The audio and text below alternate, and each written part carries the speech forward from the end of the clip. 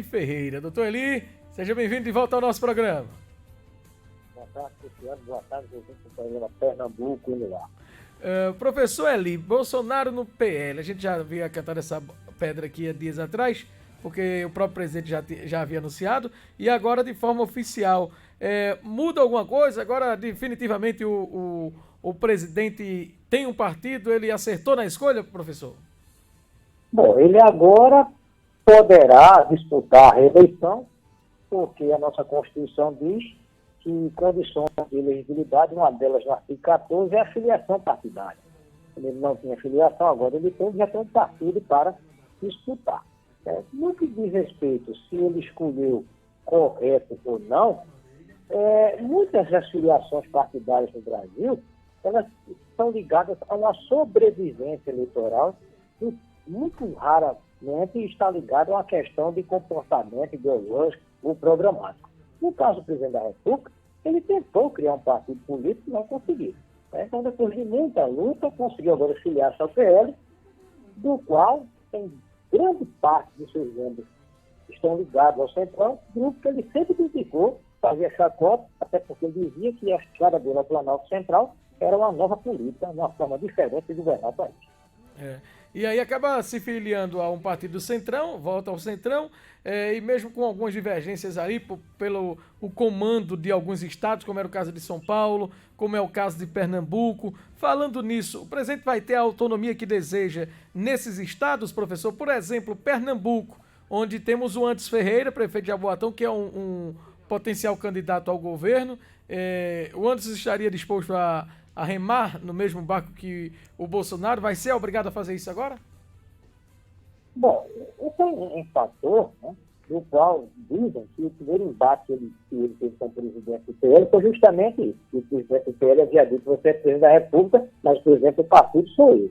Então, quando você vai discutir a questão das alianças, e você aponta Pernambuco, a situação se complica muito, porque desde o início, o prefeito da cidade de Botafogo de Guaraná demonstrava claramente um desejo, uma vontade de uma aproximação com a prefeita de Caruaru.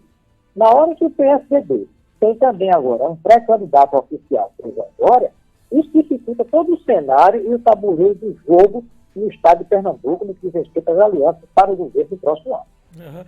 Professor, a gente observa que há uma resistência dos nomes que disputam o governo aqui a apoiar o presidente. Por exemplo, o próprio Miguel Coelho, que foi um dos mais beneficiados pelo governo federal, do ponto de vista de destinação de recursos, quanto o Anderson Ferreira, eles não se sentem à vontade para declarar o apoio ferrenho aí ao presidente. Por que isso acontece, professor? Isso não é de forma gratuita.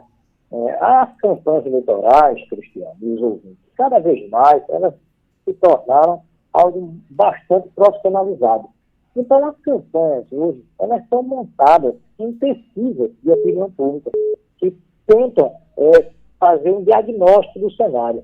E todas as pesquisas feitas por todos os institutos de pesquisa até hoje, eles demonstram claramente que a região onde o presidente da República tem a maior rejeição é na região Nordeste. Então, qualquer pessoa que tente disputar um cargo majoritário, tendo o apoio do presidente da República, em um cenário como hoje, nas eleições do próximo ano, mas hoje o cenário é de muita rejeição. Professor Eli Ferreira, falando ainda do cenário nacional, ontem o Atlas divulgou mais uma pesquisa através do jornal É o País, que mostra o Moro assumindo ali a liderança da terceira via, né? E comenta-se na possibilidade, ou o Dória já estaria sinalizando uma possível aliança com o Moro. Seria vantagem para Moro esta aliança? O Moro, de fato, tem tendência a se consolidar como a terceira opção aí, diante do quadro que nós estamos acompanhando atualmente? Agora eu concordo com você nessa última fala sua, quando você disse que é uma terceira opção. Eu acho que é a melhor forma. A terceira via seria um conteúdo programático diferente. A gente sabe que o Sérgio Moro tem uma agenda parecida com a nossa presidente. Então não seria uma terceira via, seria apenas uma extensão. Já que estamos vivendo um período de pandemia, seria uma variante, né? Já para usar um cenário aí da pandemia.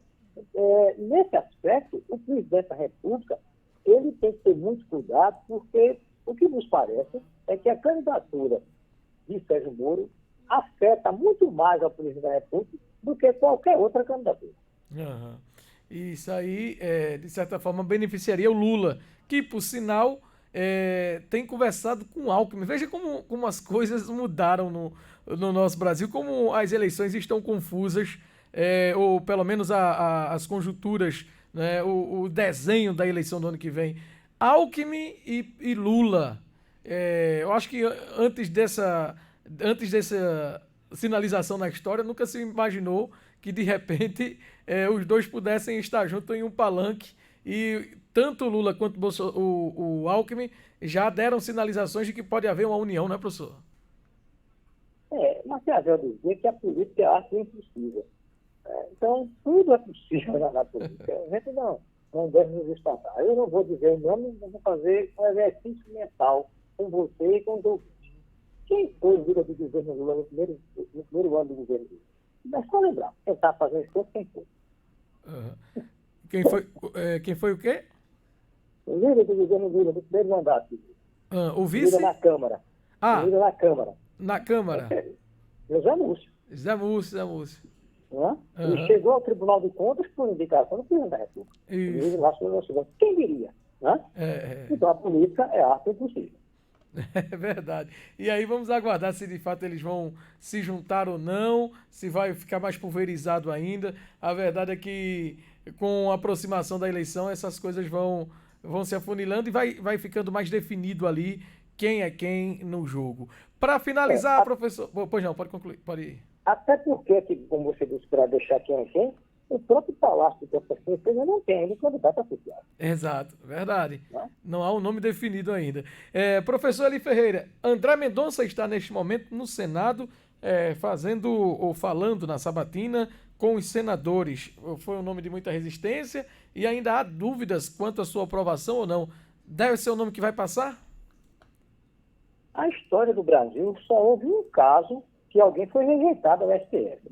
Foi no governo Floriano Peixoto, ou seja, o segundo presidente do Brasil República. De lá para cá, todas as indicações elas foram aprovadas pelo Senado. Se não ocorre, caso Mendonça venha a ser rejeitado, Mendonça será o segundo caso na história política do Brasil.